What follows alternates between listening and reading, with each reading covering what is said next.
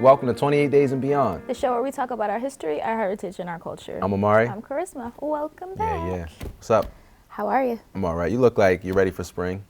I'm always ready Aren't for we? spring. Exactly. Everybody's ready Winter for is spring. just my birthday, Christmas. Okay, let's get it over with now. Is that just a story that you tell yourself?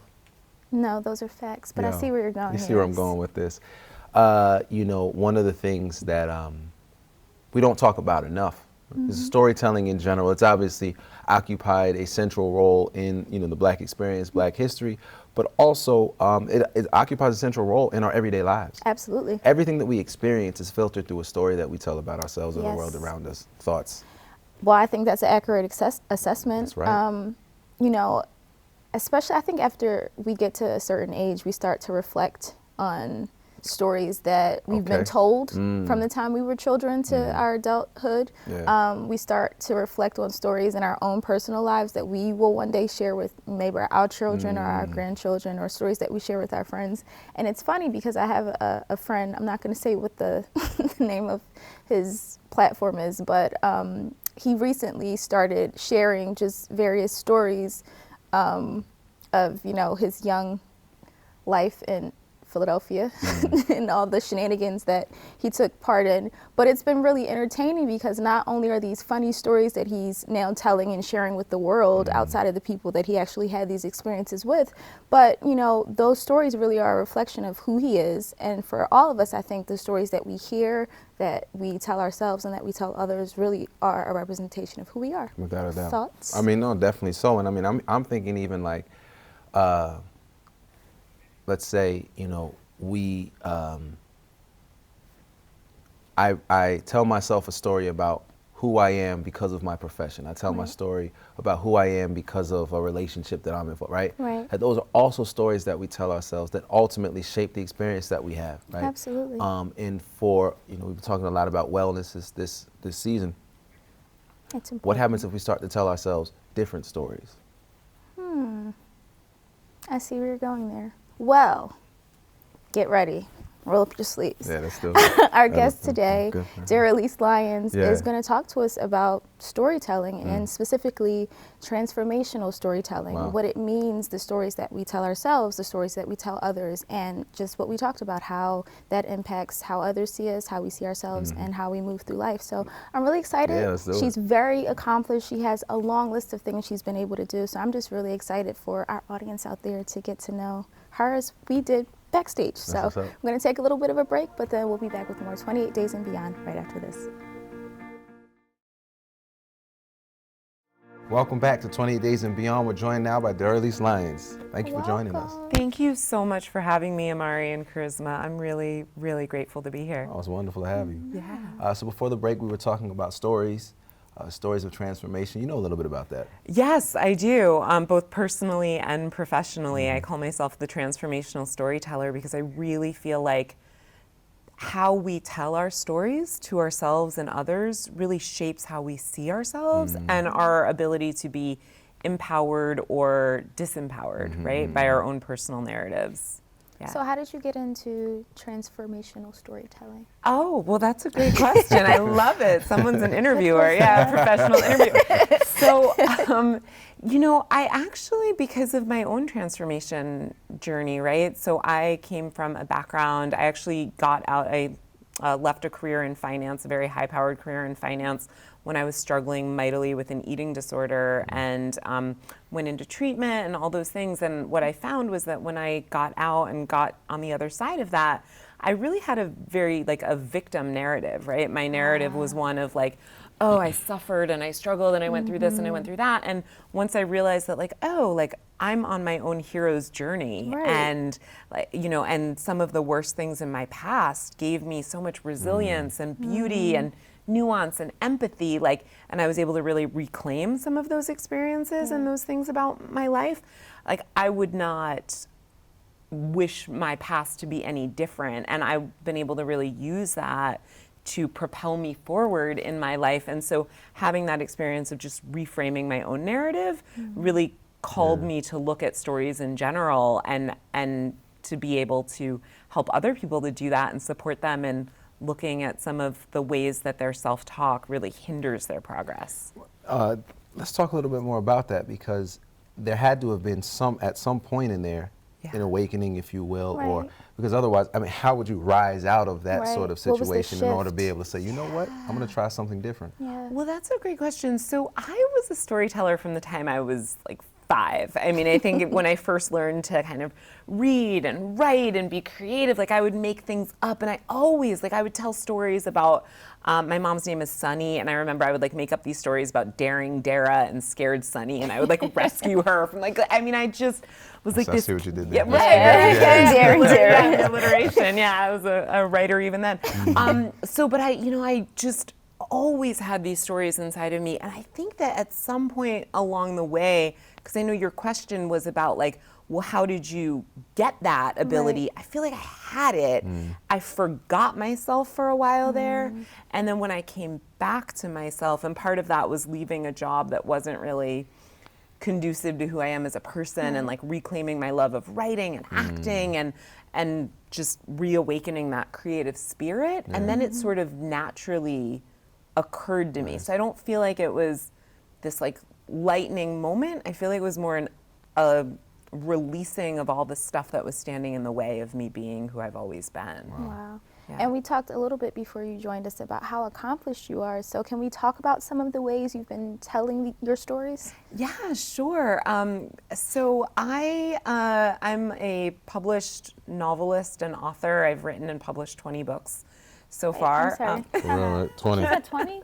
20, like 20. Yeah. Well, it's amazing what you can do when you're like lit up by life, you know? And and I just find that for me, creativity is such a gift and such an outlet that I kind of can't get myself to stop writing, actually. Like, I mean, I have a notebook in my car. Me too. I keep them by my bed, in the car, like everywhere, just so I can like, chat at any point. Yeah, right. And do you find that like half of the ideas are brilliant and the other half you're like, what? Yeah, sometimes I go back and I read it and I'm like, what were you talking about? It's like incoherent. It doesn't make any sense. I'm like, what was this? And then other stuff, I'm like, this is so brilliant. I can't wait to share this with the world. It's about 50-50. Right, absolutely. So I've written and published the 20 books. I do journalistic work, which I love that. I found that for a while in my career, I was really more focused on like my own story and my own creativity and I found that over time I've become more and more open and broader based in my thinking. So now I really love listening to other people and hearing about their stories and helping them sort of reframe their narratives. And I've had the joy and the privilege to be able to interview people like, Holocaust survivors and people who have just had really like health issues or struggles. They've come out of really significant things, and so to be able to talk to them and model my own inner narrative based on some of what I'm experiencing from the outside world is just such a gift. Well, we want to hear more about your story you telling and sharing other people's stories, but we have to take a break. Okay. So we'll be back with more 28 Days and Beyond right after this. And we're back on 28 Days and Beyond with daring Daralyse Lyons. Yes.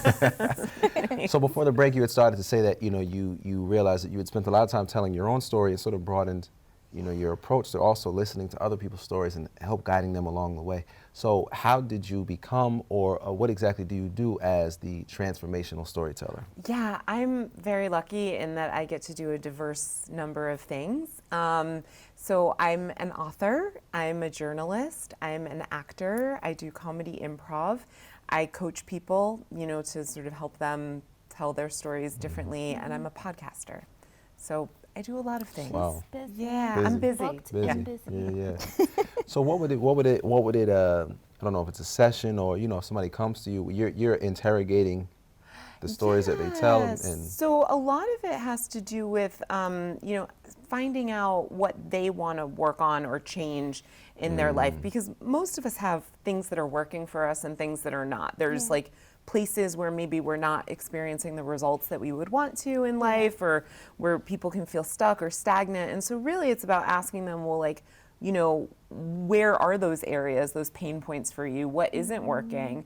And then what might you have to think or believe about yourself in order to be able to shift out of that, like wherever that is? Because most times if people are like in a pattern of that isn't working for them, whether it's like unhealthy eating or like having a dream of maybe like aspiring to something else that they're not working towards or whatever, like people generally know what they need to do to get from where they are to where they want to be, but there's something standing in the way of them actually doing that. And usually that has to do with the messages that we tell ourselves, the beliefs that we have, the shame from our past or whatever. So oftentimes it's really just like taking the time to sit down with someone and figure out like, well, where are you? Where do you want to be? And then what about your narrative is getting in the way of you believing that you can be that person doing those things? And then really like helping them to reframe and reshape it. And it's not that, usually once people really awaken to the fact that like, oh, I'm the one that's keeping myself stuck in these situations, like it really does create a knowing. And once you know something, you can't unknow it. So then people really are empowered to choose to do the things they want to do. And if they don't make those choices, it's like, wow, like what does that say about me why am I not? that I'm not doing that? Have you found that in the shift between you telling more of your story and you helping others tell their story, that your background has influenced the way you shape storytelling? Yeah, so I feel like it's a very dynamic process, and I love how you asked that question with like such tact. But I think we might be talking a little bit about diversity, right? Like my diverse background. And so I think being I'm very tactful, very diplomatic. I think being a multi-ethnic person has really helped me to be able to hold multiple things simultaneously. And I think that's one of my gifts as a storyteller as well, is like, okay, you know, I am Irish, Italian, English, African American, Native American, and French. I'm all these things at once, and I'm like able to hold all those things without feeling a need to sort of choose one thing or prioritize one thing over another.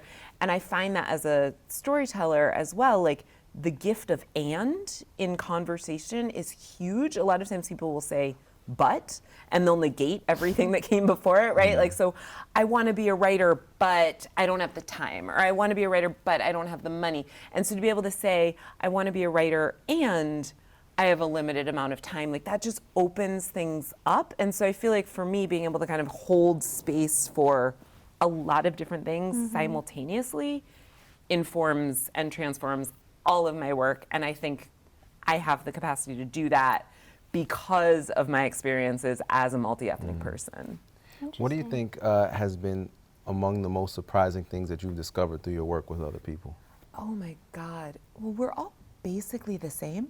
Like, and I think I always knew that, but the more I work with people, the more I realize that even if our experiences are somewhat different, like we all feel the same pain, sadness, fear, loneliness, joy, love, connection. And so being able to really like relate to people who might have totally different experiences, or like on the surface, our lives might be very different, but at the core, we have that commonality. It really just cuts through like all the extraneous layers. And so I love that. And I think I knew it, but after working with so many people, I just have that experience again and again and again.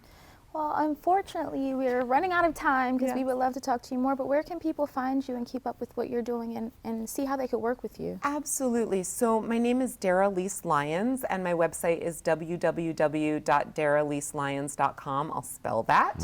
It's DARALYSELYONS. And, you know, my contact information is on there. They can connect with me on social media and send me an email. And I really love to connect with people because that's the meaning of my work and my life. So, yeah. Well, thank you so much for joining us. Thank you. We'll be back with more 28 Days and Beyond right after this.